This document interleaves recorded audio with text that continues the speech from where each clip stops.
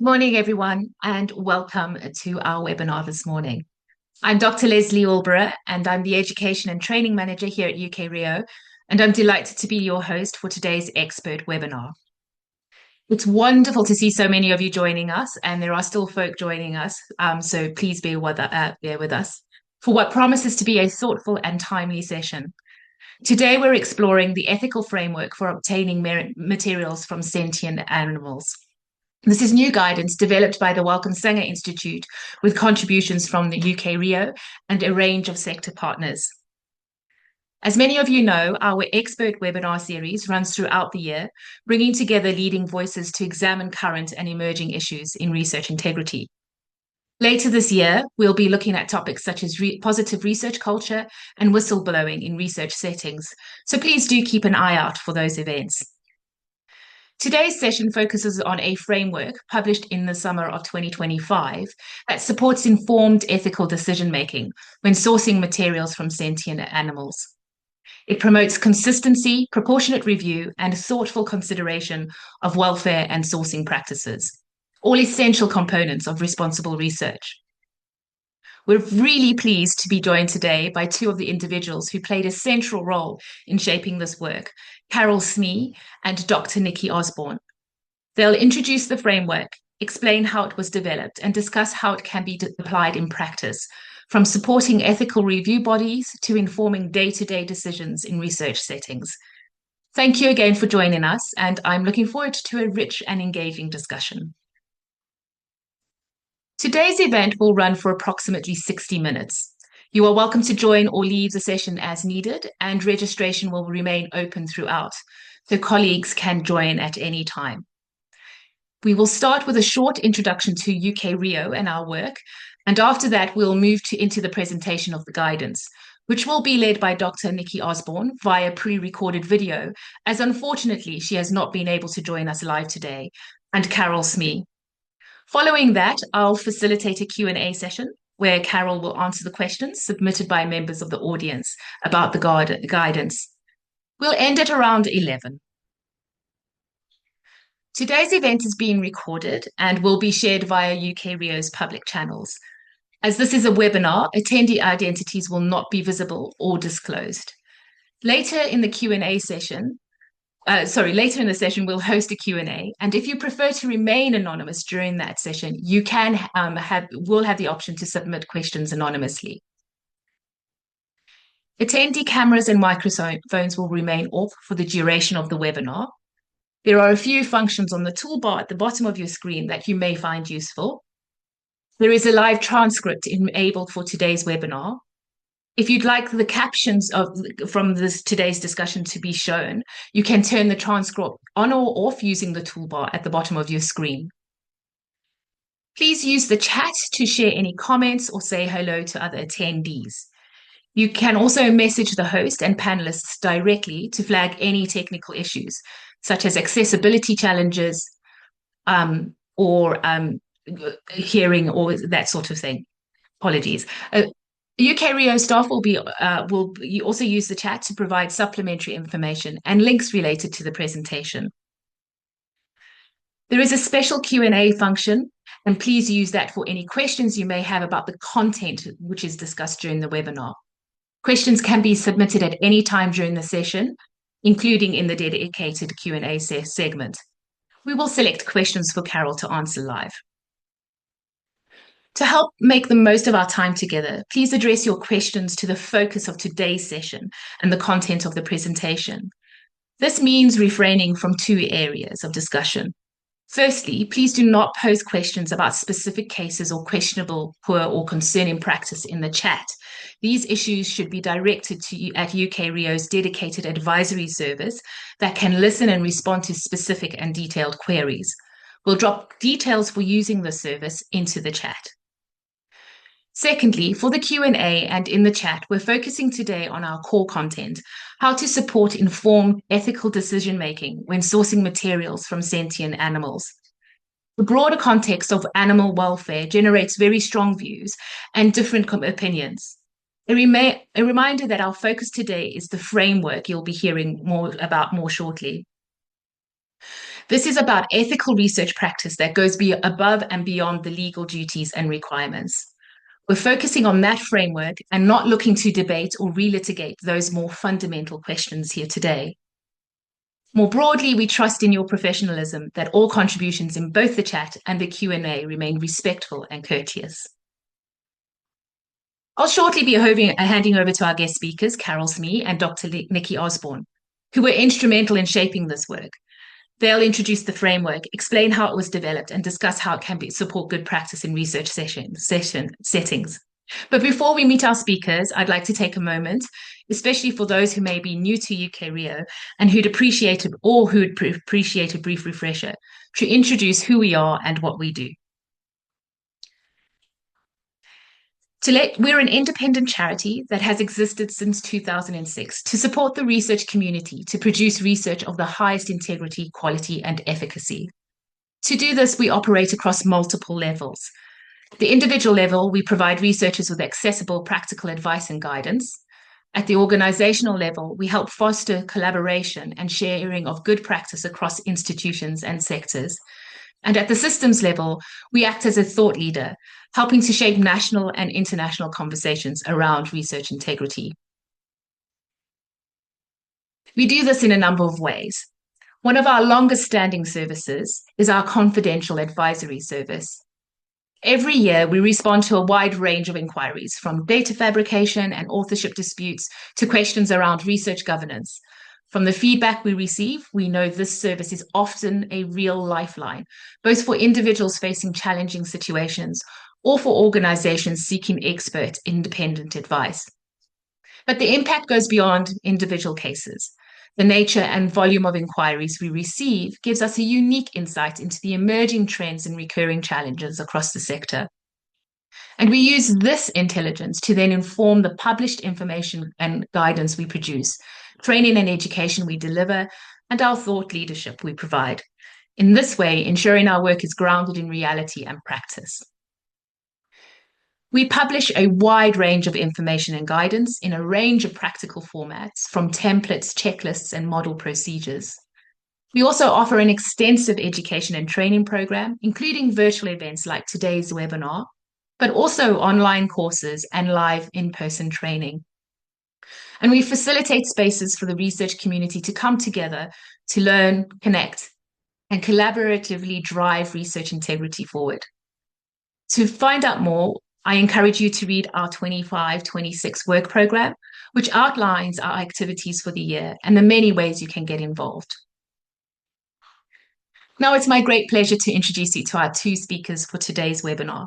First, we're joined by Dr. Nikki Osborne via pre-recorded video, who brings over 20 years experience working across the academic research community in the UK and Europe, and as well as internationally. Her work has focused on promoting best practice through education, training, ethical review, and policy development, collaborating with academic, commercial, regulatory, and non-governmental organizations. Alongside her scientific background, Nikki is also a qualified mindset licensed practitioner, supporting research teams to strengthen workplace well-being and develop healthier approaches to work. She's an active member of several sector bodies, an associate editor for ATLA, and a valued voluntary advisor for UKRIO. We were also joined by Carol Smee, who has spent more than 17 years at the Wellcome Sanger Institute, where she has built and led teams specializing in research, governance, regulatory compliance. Her experience spans the Human Tissue Act, the Animals Scientific Procedures Act, policy development, and enabling critical review across the Institute. Carol is now head of research governance for Trusted Global Compliance, leading a team focused on the use of non-human materials in research. Her work supports compliance with access and benefit sharing, regulations, wildlife and environmental legislation, and the ethical assessment of materials sourced from sentient animals. Carol, it's a real pleasure to have you live with us today. And without further ado, I will now link us to Nikki. Thank you. Hello, and a very warm welcome to you all. Thank you for taking some time out of your day to join today's webinar. Now, on behalf of all the members of the Animal Materials Working Group that I am representing today, I would like to take this opportunity to thank UKRIO for their ongoing support and indeed the invitation to speak to you all today about the output of a project that's started back in early 2020. Now, I became involved after I posted a message to the UK Animal Welfare and Ethical Review body Knowledge Hub that exists here in the UK, and I post a message to get a feel for how many animal welfare and ethical review committees, or indeed AWERBs, if any, were reviewing the use of animal-derived materials in research that falls outside of the scope of the Animals in Scientific Procedures Act, also known as ASPR. There may be some of you attending from outside of the UK, so just to let you know, ASPR is the piece of UK law that transposes the EU Directive 2010/63 into our national legislation. Now, at this time in early 2020, I received a handful of responses from AWERB members at different research establishments that were licensed to carry out animal studies. And this handful of AWERBs were attempting to capture how much research involving the use of animal-derived materials that does not require license approval under ASPR was being carried out. And they were beginning to think about how they could put procedures in place.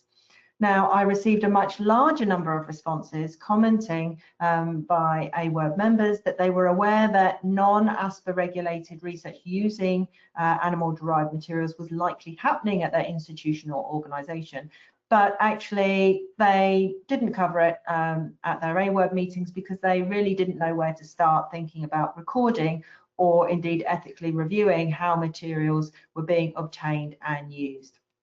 Now, luckily for me, Carol Smee saw my AWERB Knowledge Hub message, and she contacted me directly to ask me if I wanted to be involved in a working group that she had set up. That is, of course, the Animal Materials Working Group. So the group had come about because Carol and other research governance staff at universities and other organisations were struggling to find any pointers on what they should be doing in terms of carrying out an ethical review of animal-derived materials being sourced for use in research.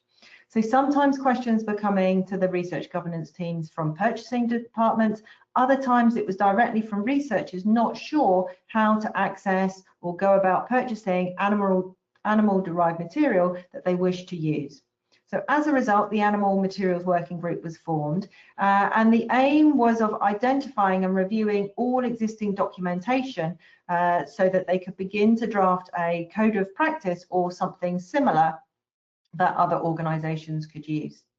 Now, at this time in early 2020, there were only actually 2 openly accessible references that first came to mind that were identified. So these were this first document detailing the expectations of the major research council and charitable funding bodies in terms of responsibility in the use of animals in bioscience research. And the second document on the right, the UKRIO Primer on Research Involving Animals, which was first published in 2019, and then it was actually subsequently updated in 2021. So if you were to download yourself a copy now, then this is what it would look like.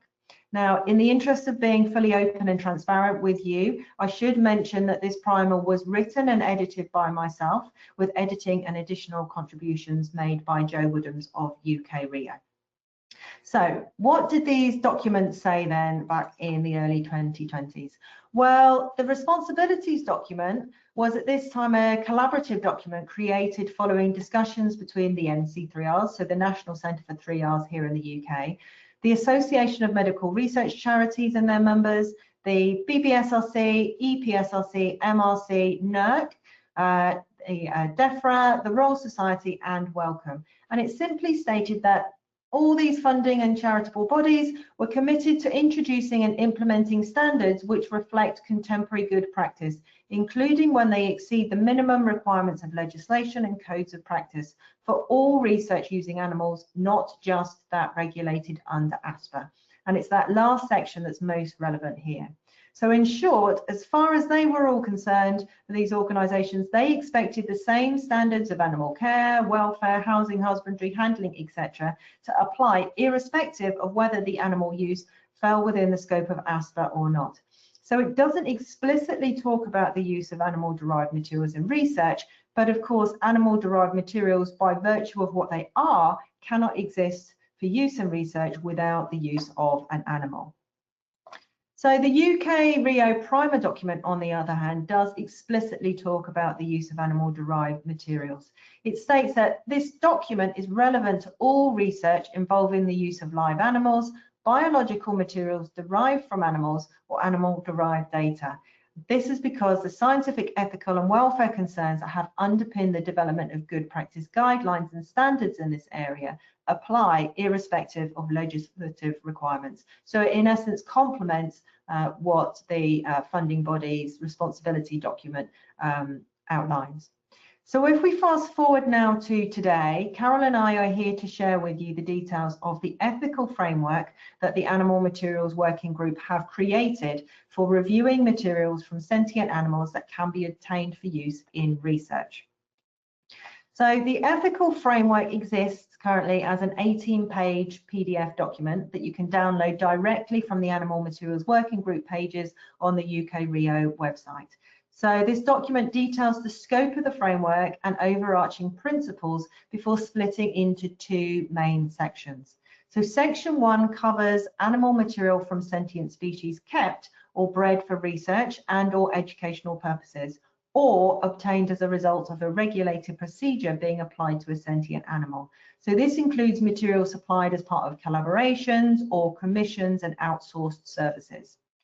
Section 2 covers the potentially more complex sourcing of materials from sentient animals obtained through other activities. For example, they may have come from the food chain as waste products. They may have been gathered from veterinary clinics or farms, abattoirs, zoos, or indeed from the wild, etc. So this section includes materials from husbanded animals, including agriculture and aquaculture, as well as materials from food outlets, from live and wet markets, as well as archived materials. So often hooves, tusks, skins, cells, eggs, tissues, bones, etc. are used, and indeed the use of secondary materials created or derived using cellular material initially obtained from animals, such as DNA or RNA or cell lines, etc. Now, I do want to just add a comment that the working group has also carried out a considerable body of work relating to animal material from sentient species purchased or from commercially available sources. So this includes things such as antibodies, fecal bovine serum and enzymes, for example. However, this is not currently included within the framework document. So the framework also does not cover materials used in animal feed or other considerations related to the handling and processing of animal materials once they've been acquired by an organisation. So within each section of the framework, there are points of consideration followed by a list of required recommendations that are considered essential elements of good practice and provide a benchmark standard requirements that would constitute an appropriate ethical assessment. So the framework also contains enhanced considerations for best practice and advice on approaches to take if specific requirements cannot be met. Accompanying the framework document, there is also a user guide that explains how the framework document has been laid out. It provides a glossary of abbreviations and definitions, as well as an explanation of the differences between requirements and enhanced considerations, plus direct and indirect acquisitions. The user guide also contains this handy decision tree flowchart to help users identify which sections of the framework may be most relevant to the material that they are considering. So, why should you think about using the ethical framework? Well, firstly, it was developed to share the collective expertise of the Animal Materials Working Group members. So who are we? Well, as I've already mentioned, the group was convened and provided with input and administrative support by Carol Smee, but also Catherine McCarthy and Sarah Collinson of the Wellcome Sanger Institute. Without the hard work and dedication of these three people, the framework, I can hand on heart, would genuinely say, would never have come to fruition, let alone have a user guide and flowcharts and a glossary to ease the navigation and simplify its use. You can also see that my name is amongst those on the contributor list, along with Andy Cunningham, Nia Dimmond, Sarah Long, Jenny Parks, Ross Rouse, and again, Joe Woodhams from the UK Research Integrity Office. In short, all the names that are on the screen now have actively contributed to identifying and reviewing over 60 potentially relevant documents, as well as proposing, discussing and revising the framework documentation. In addition to us, the working group meetings were also attended by representatives of the BBSRC and the MRC, who acted as observers, but also participated in discussions and provided feedback on suggestions and revisions. Now, when we had a draft framework document, this was then circulated to a number of universities and organisations, and comments and feedback were received from those that you can see listed on the screen now. So as a result of this process, the framework offers guidance where none previously existed or was limited in scope. And it's in a format that is designed to supplement or extend existing review processes with an ethical approach that can be easily adapted to organisations' needs, because there really is no one way for all research organisations to ethically review and source animal-derived material used for research purposes. Not only are there a range of reasons why researchers might wish to use animal-derived materials, but there is also a vast array of sources from which animal material can be derived. From organisations' own on-site and off-site resources, such as other researchers, centralised services, collaborators, biobanks, historical collections, commissioned activities and commercially purchased materials, but also private collections, abattoirs, veterinary practices, diagnostic services, public donations, zoos, museums, and much more. All of these give rise to different questions, issues, and risks that can benefit from taking an approach that's been benchmarked across a range of organisations to encourage informed decision-making and support proportional assessments. The framework document will also allow you to create an evidence base and to have an openness and transparency in your decision making. So this ethical framework has been designed to fill a void that poses different challenges for different organisations due to the absence or indeed presence of a number of different laws regulating the collection, supply, import, export and use of animal-derived materials. Now, obviously, these will vary from country to country. In addition, there are ethical and animal welfare concerns that may relate to what animals were used, how they were housed, how they were cared for, treated, killed, and how the material was produced or collected. To other issues may relate to supply issues relating to the validation of animal-derived materials, traceability, record keeping, quality control, as well as the quantity and frequency at which material is required. So is there a sustainable source for the study of interest? So this framework offers a level of ethical clarity by setting out what organisations might consider acceptable standards to prioritise animal welfare and mitigate potential reputational risks. So it's not designed to take all the thinking out of the process for you or to have a one-size-fits-all approach. Indeed, the framework is also designed to provide decision makers such as researchers and laboratory staff, research ethics and governance teams, research administrators and managers, the members of purchasing teams, animal welfare and ethical review body or animal welfare body, or institutional animal care and use or research ethic committee members and creative practitioners with clear practical guidance that can be used to inform the development or revision of in-house policies and procedures. So this framework draws upon the lessons learned by working group members from a diverse range of institutions and organisations, with researchers conducting a diverse range of research involving animal-derived materials.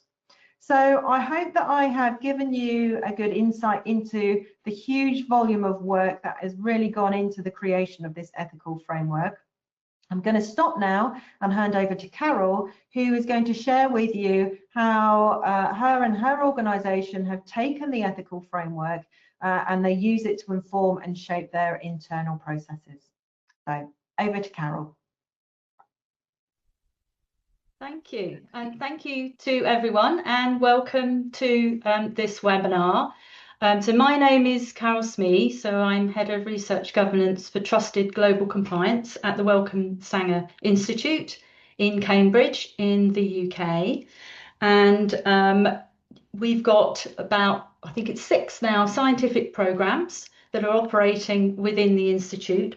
One of those is the Tree of Life program, and that is providing data to support conservation of species and monitoring of biodiversity. And they have a large program called the Darwin Tree of Life project, which is sequencing all the eukaryotic species, so animals, plants, and fungi, in the British Isles. So you can imagine that there are an awful lot of samples that need to come in for the Tree of Life programme coming into the Sanger Institute. And the research governance team carry out the review and the ethical assessment when those samples come in and they are of a sentient animal origin. We also have a programme called the Somatic Genomics Programme, where they are studying natural genetic mutations which are occurring in a range of animal species. So there's work going on at the Sanger which involves animal materials, and the research governance team are involved in making sure that we do the due diligence on those materials, we check the provenance, and we carry out the ethical assessment. Next slide, please. So, as I say, we carry out the ethical assessment when there are materials from sentient animals that come into the Sanger for our research. We are not a committee, and we don't we haven't created a committee in order to carry out this ethical assessment. It is done within the team. However, should there be some decisions which the team need additional evidence for or want to discuss further with other people outside of the team to get a sort of a balance, then we do have an internal research ethics committee, and we can escalate matters to that research ethics committee if we need to do so. But generally, we are able to carry out the ethical assessment using the ethical framework within the team. And the team does have experience, for example, of sitting on animal welfare and ethical review bodies, and also sitting on NHS research ethics committees around human materials. So we do have a wealth of ability and knowledge to be able to carry out sort of harm-benefit analysis and assess projects that want to use materials in their research.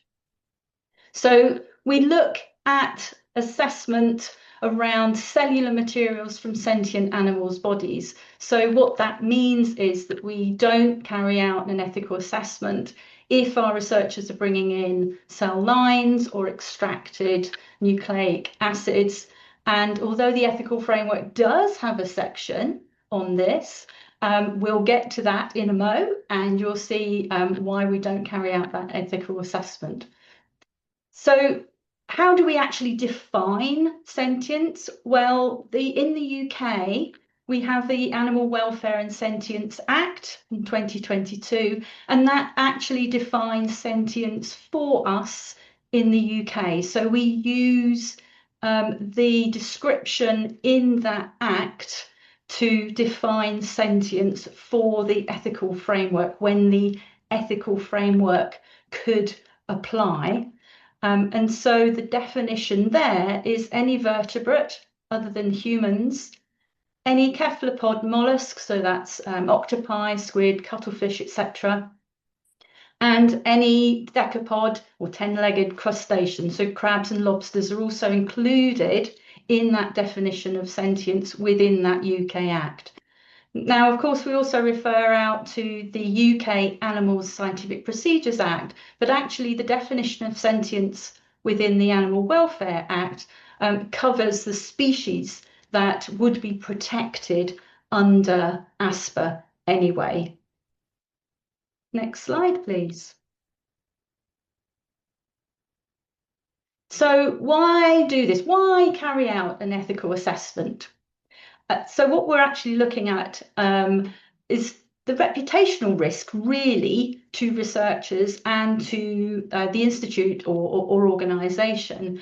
That reputation, if it becomes tarnished in some way, could actually impact funding for research. It could impact collaborations, so where other organisations feel that maybe appropriate due diligence or ethical assessment is not taking place, they may be less inclined to want to collaborate with you as an organisation.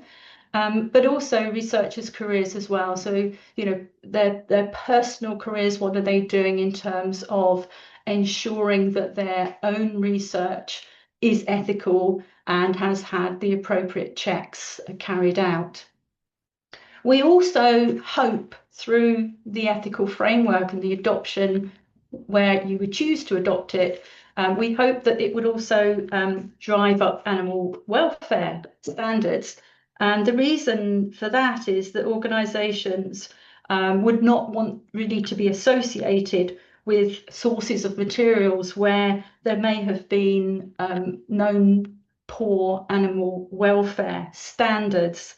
And organisations would only want to really access materials from reputable suppliers rather than those suppliers that are not clear on what their actual standards of welfare are. So we're hoping that that could be an indirect aim really of the ethical framework. Next slide, please. So this is where you'll find the ethical framework. It is currently on the UK Research Integrity Office's website, listed under the Resources tab, and then go down to Research Ethics-Animal, and you will find it there. I must thank everyone in the Animal Materials Working Group. Nikki did a great job of explaining who we are, but I also want to point out that this is done in everybody's free time. So they are volunteers. They have given up their time and their knowledge outside of their day jobs in order to be able to work with us to create that ethical framework. So I wanted once again to thank everybody involved for their work on the framework. Now, the framework is a set of guidance. It is something that is freely available. It's open access. If you, as an organisation, in your organisations want to use it, then please feel free to do so. You can use all of it. You could link out to it from your own policy and say, yes, this is what we're doing. This is how we're doing this ethical assessment. Or you could choose sections from it that are applicable to you. You could even use information from the framework and change it, and just change it as to how you want to use it. But it's freely available. It's there should you choose to access it. You might want to incorporate it into existing policies. And what the framework doesn't do is it doesn't say you must create a new policy, you must create a new committee. It doesn't do that. It's saying it's here, it's been benchmarked, it's been really considered, really thought about. It is something that you might choose to use as part of your policies or incorporate bits of it into existing policies. But it's free, it's there, it's benchmarked, it's available for anyone to use anywhere around the world. Next slide, please. So what sources of material does the framework cover? So Nikki has previously gone through this, so I just wanted to tease it out a bit further. So it does include material from animals that may have been kept or bred in laboratories. What it doesn't do, it doesn't replace any ethical review that is required by law. So we aren't saying if you're working under the Animals and Scientific Procedures Act in the UK, then you disregard what information is out there about your animal welfare and ethical review body and what you should be doing there. We're absolutely not saying that. This is supplementary to any ethical review that is required by laws, including national regulations such as ASPA in the UK. So it doesn't cover the actual use of live animals. It's not something that covers that. This is animal materials. It's not covering the use of live animals in laboratories. That's covered by regulations that's already ethically reviewed, and there's lots of information about what that review should look like already out there and enshrined in law. It also covers when we're bringing in materials from husbanded animals. So, for example, from farms or fish from aquaculture, livestock or abattoirs where researchers may need to get material from those areas in order to be able to carry out research. That research could be, for instance, on the welfare of farm animals. It covers material from veterinary clinics and surgeries, so where animals are going in for their health reasons, where samples have been taken for diagnosis, for instance. We might want to then use those samples in research studies. It covers food retail outlets, so including supermarkets. So it tells you it informs you on what you might consider if a researcher wanted to go to supermarket and take, let's say, buy some meat from the supermarket and use that in their research. Things that you would consider before that researcher went and acquired that material. It covers zoos, so that would include wildlife parks, animal shelters, aquaria, private collections. So again, it could be that the animals are undergoing a procedure by a veterinary surgeon, or it could be that samples have been taken for a diagnostic purpose, and then those samples could then be used for valuable research by researchers at your organisations. It includes obtaining materials from the wild, but except where those acquisitions are covered by any national regulations such as the UK Animals and Scientific Procedures Act. So this would include where organisations would go out and complete their own fieldwork. It could even cover roadkill, or where researchers have found an animal that found it dead and then want to actually bring it in and use it for their research. So there's due diligence around that and assurances that we would seek before researchers were able to use that material in their research.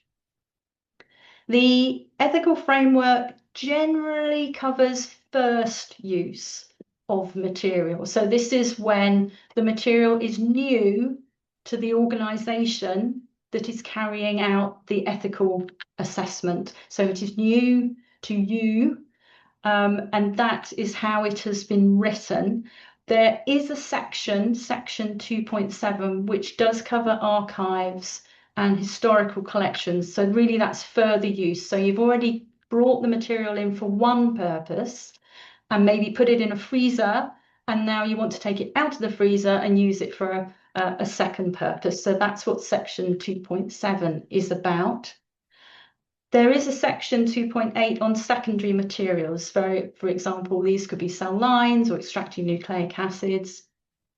What it actually says, and we will see this in a minute, is no further ethical assessments required. So there is a section on it, but it kind of rules out the need for ethical assessment in the general sort of required section. Next slide, please. So again, Nikki's shown this in her talk. This is from the user guide, so it enables you to go directly to the right section. We are aware in the working group that it is a big document, but we have chunked it up into sections, and hopefully if you use the user guide, you'll be able to navigate easily to the section that you need to find. For instance, if you are getting material from the zoo, come into the user guide, have a look, find where it says zoos, and then it will tell you that that is section 2.5. So this is an aid to navigation through the document, because we are aware that it is quite a large document. But I will show you how we're using it at Sanger and how we've managed to create a sort of an electronic form, which it even better enables navigation. So I'll show you that as well. Next slide, please. So what sources of material not covered? Well, it doesn't cover reagents, antibodies, fetal bone, serum, things like that. As Nikki said, we did start working on this, and we did do quite a bit of work in this area, but we felt that we needed to get the document out to everybody so that everyone could start using it if they chose to do so, and that we knew that this was going to take much longer in order to be able to create some guidance around commercial acquisition. So the current framework does not cover the commercial acquisition of reagents such as FBS and antibodies, and it doesn't cover material used as animal feed, and it doesn't really cover secondary data. However, I would say organisations are free to use the framework if they want to ethically assess the data source, so the material from the animals, which they then got the data from. If they wanted to do that, then of course everyone is free to be able to use the framework to do that assessment. If anyone has the resource and the time to look at this area and wants to set up their own working group and push this forward, then obviously anyone is free to do that. It's just that at the moment the Animal Materials Working Group are not considering looking at this area. We do have work that we've done which we can pass over to whoever wants to lead on that, but it's not something that we are currently covering. Next slide, please. So what does it not do? So it does not replace any required ethical review defined in any legislation. So as I said before, in terms of the UK Animals in Scientific Procedures Act, there is guidance within ASPA about the animal welfare and ethical review body, the AWERB, and what the AWERB needs to do and what the ethical review needs to cover when animals are used in scientific procedures. This framework does not replace that. It's additional to, it's additional guidance for when material may have come from a laboratory animal, but it doesn't cover the use of lab animals in research. So I'm aware that there are other areas of legislation which would require ethical review, but I'm just saying here that this does not replace any of that. So if you have a piece of legislation which says you need to carry out ethical review in accordance with this regulation, then please carry on and do that. This is supplemental to anything written in law. So the framework itself doesn't describe every single legal requirement or provide explanations of every single legal requirement that may be needed for organisations to use material from sentient animals. All that information is provided by the relevant authorities, so we're not going to duplicate what's already out there. We wouldn't be able to keep it up to date. We are not the authorities in these pieces of legislation, so I would refer you out to those authorities to get the most up-to-date, the most detailed information on that legislation, rather than looking to the framework. It is not in the framework. It doesn't suggest a separate additional process or extra committee. We're not saying you need to set up another committee. We're not saying you need another policy or anything like that. It is something that you might want to use in your organisation. And as I say, you can use all of it, you can use bits of it, you can use bits of it and change it and add it into existing policies and procedures that you may already have. We haven't set up an extra committee at Sanger. We are doing this within our team of experts within the research governance team. So it doesn't define organisations' processes and policies. As I said, it doesn't say go out and create a whole new process. If you want to add it into existing processes, then obviously that's fine. You do whatever you want to do within your organisation. It's just an extra piece of information that's free if you want to use this framework. It doesn't cover other processes, so we did have a bit of debate. Should it cover biosecurity, health and safety, sample management? And no, it doesn't cover those things. Organisations will already be covering those things in their existing policies, so it doesn't cover those particular aspects. Next slide, please. So when you use the framework, you'll see there's requirements which are listed, and there's like a green banner I'll show you in a moment, which says requirement. Those are the sort of the absolute. These are the things you should be doing in our opinion. These are the things you should be doing.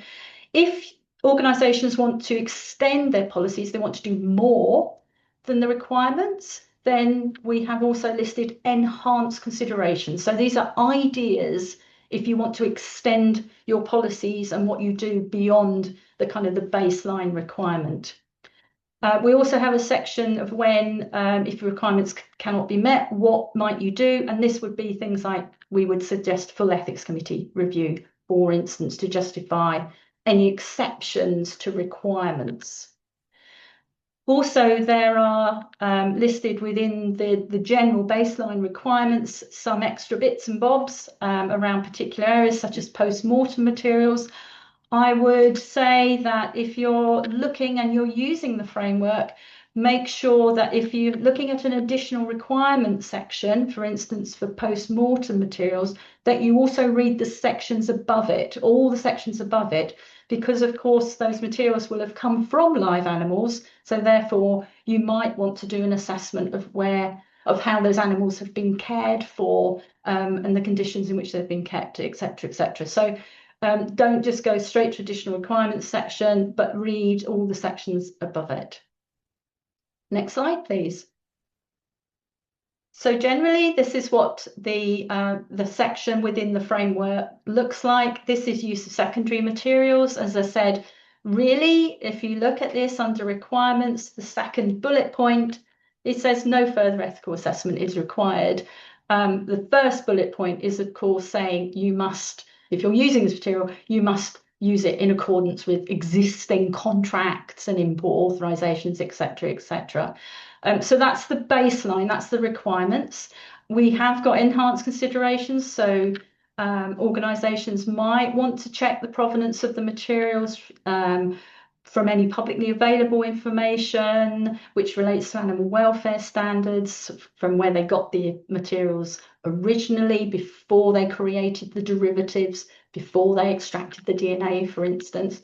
But that is an enhancement that organisations can choose to add beyond the basic requirements. Next slide, please. So in terms of a case study, post-mortem samples from animals in a UK zoo. So this is something that we would have in terms of materials coming into the Sanger. Next slide, please. I'm going to try and speed up, I'm aware of the time. So ethical assessment against a framework. What do we do at Sanger in this particular case? The first thing we do is we check that this isn't going to come under the UK Animals and Scientific Procedures Act, that they're not lab animals, it's not regulated by ASPA. So we do that quick check first of all. We then say, have we got consent from the owner? So we have email assurance of consent from the zoo, who was the owner, and saying that the sampling was lawful. The next thing that we do is check whether we need any import licenses at all. We don't in this case, it's from the UK. So we don't need the CITES permits.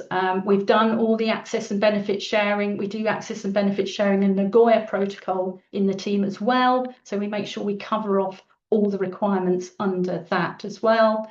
But I'm not going into that area here.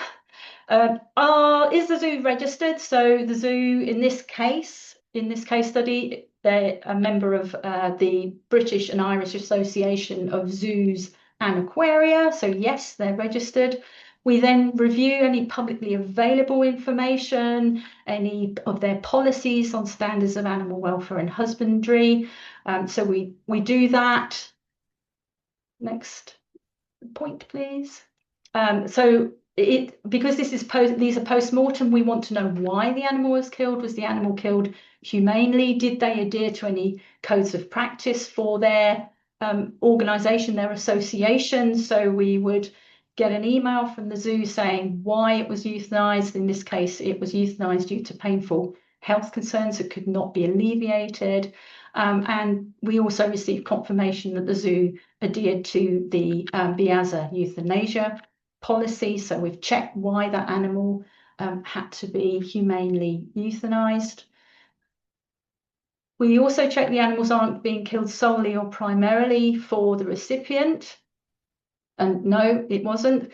If it was, then that would need to be robustly justified in terms of the work. So it needed to be something like a disease outbreak, and it would need a full ethics committee to look at all of the harm benefit analysis and the source of the material and why that material has been obtained. But generally, we would get material from animals which had been, for instance, had a sample taken for diagnosis or post-mortem in this particular case. And then was the method of killing humane and appropriate for the species, and was the person carrying out the killing competent? So making sure that we've got that confirmation. Thank you. So the outcome in this particular case was we'd done the assessment, we'd done the due diligence, and it was passed. Second one, live animals from veterinary clinics and practices. So again, check whether it's being sampled under ASPA or not. No, in this case, it was taken for diagnosis. Assurance from a fully qualified vet that the method of sampling was in accordance with the routine veterinary practice. So yes, we had an email from all the veterinary clinics around the world to say that definitely they could provide assurance that the method of sampling was in accordance with routine veterinary practice. Are they from owned or feral or stray or wild animals? So in this case, it was owned and stray animals. We then looked at, okay, it's owned, so we'd need the consent from the owner to use the material. In research, I know that in the UK, that's the case. Elsewhere around the world, there may be legal exemptions for reuse. Stray animals, then we would need to justify why we couldn't use material from only owned animals.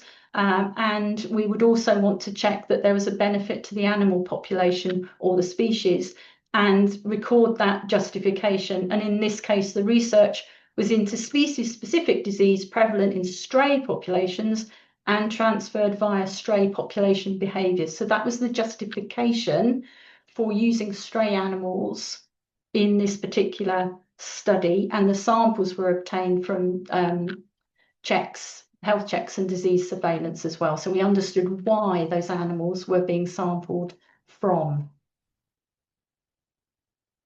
In terms of the samples, again, we needed a wide range of samples from all around the world.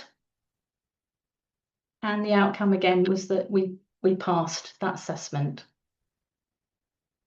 So very briefly, we've created an electronic toolkit at Sanger. We use the framework to create this on Google Forms, and this enables us to provide information, first of all, to our research programs as to the sorts of things we'll be looking at for their samples coming in, but it also enables us to reduce the email traffic backwards and forwards when we're asking for information, because it lists literally, these are all the things you need to send to research governance so research governance can carry out the assessment. So it's education, as in what we look for, but it's also enabling us to receive the information we need in one hit and carry out the assessment rather than going backwards and forwards on the email. Next slide, please. So very simply, it sort of asks, is the material from a sentient animal? Yes, no. Next slide. Ask for a description of that material and the material type. It asks for where is that material from. So you can see the whole list there, all the sections, retail, food and outlets, zoos, etc. And then we've said, okay, we're going to look at the zoo because that was our case study. And it literally says, is the facility registered? You must check the animal wasn't killed just for your research because we need that robust justification if it is the case. And then ask for written proof of how the animal was housed and treated, if it was euthanized, if applicable, etc., etc. So it's literally taking the points from the framework and dropping them into this shorter Google form to enable our research managers to go through as a checklist and say, yeah, I need to ask this, this, and this. If I get all that, I can just send that in one go to research governance, and then we've got all the information in our team to be able to then to carry out that appropriate ethical assessment. Next slide, please. Another example, again, because we've looked at veterinary clinic samples, same sort of thing, is the checklist. These are all the things we look at, and these are the things that we would need evidence of. Please go and ask your source of materials to provide us with that information, and then please send it to us, and then we can carry out the ethical assessment. I did see one of the chat messages come up saying, are we making this available? We will look to do that. We will definitely look to do that. I'm not sure about whether we can do it on Google Forms as we're doing it at the moment, but yes, it's something that we will seek to do, and we will update you if we manage to do it. And UKRIO are happy to host it. Thank you. Next.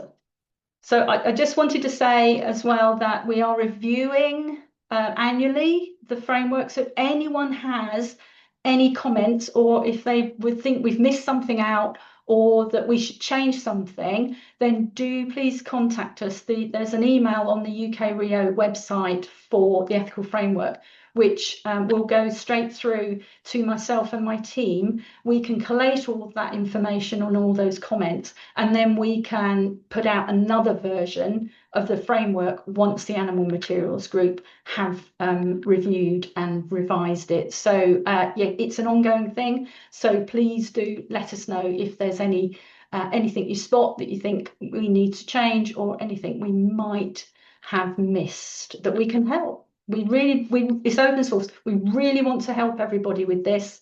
You know, let's all, if we could collaborate and get this document out to everybody, then it stops us all reinventing the wheel each time. Thank you. Okay. Thank you, Carol. That was really interesting. We're moving into the final part of today's event, which is the Q&A session. But as we've run a little bit over time, what I'm going to propose to do is that I read the 2 questions that are in the Q&A chat for now for you to answer. And that if anybody has pressing questions about the guidance afterwards, to please get in touch with us at events@ukrio.org after this webinar. So the first two questions that we do have, I'll ask the first one is, does the framework advise on situations where tissue was collected from sentient animals that were not kept or used at current minimum standards? For example, from other jurisdictions or historical jurisdictions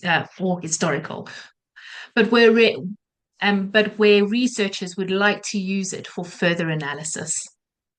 Okay, so the first thing to say is that the organisation's policy the organisation would decide whether or not generally they would accept those materials. What the framework does is it sets out what the assessment would look like if your organisation decided that yes, they do want to obtain those materials. If they said, yes, we are comfortable in terms of things like reputational risks to receive that material, then you would apply the assessment. Now, it may be that once you've applied the assessment, your response is, this doesn't actually look like we can pass it. So the outcome is, no, we're not bringing those materials in. So you can apply it like that. But it would be, I think, a decision by the organisation as to whether or not to even go down that route in the first place. Okay. And we've got two more. One is from Stephen Greenhill. He's asked, it's interesting to see the remit of what the Wellcome Sanger research governance team assesses. Cellular materials from sentient animals' bodies would not appear to cover plasma or other acellular fluids. I do hope I'm correct, pronouncing that correctly. Ascites, effusions, etc., that might still have been obtained from sentient animals and are now waiting for use in research. Is this captured or considered somehow? That isn't. So this is what we describe as secondary materials. So when I was talking about sort of extracted DNA and RNA, so what I would suggest at the moment is that individual organisations decide whether or not they would like to apply the ethical assessment to those materials. So the ethical assessment has really been written about materials sort of obtained through the handling, if you like, of animals' bodies, and it doesn't include things like it includes things that are cellular. So it would include biopsies, blood samples, tissue samples, those sorts of things. It would include cellular materials. But once you've processed that blood to obtain plasma, which is generally going to be cell-free if processed optimally, it doesn't include those acellular materials. Not because we didn't think it was important to look at animal welfare in those cases, but because the Animal Materials Working Group kind of had to draw a line as to what we were going to be looking at.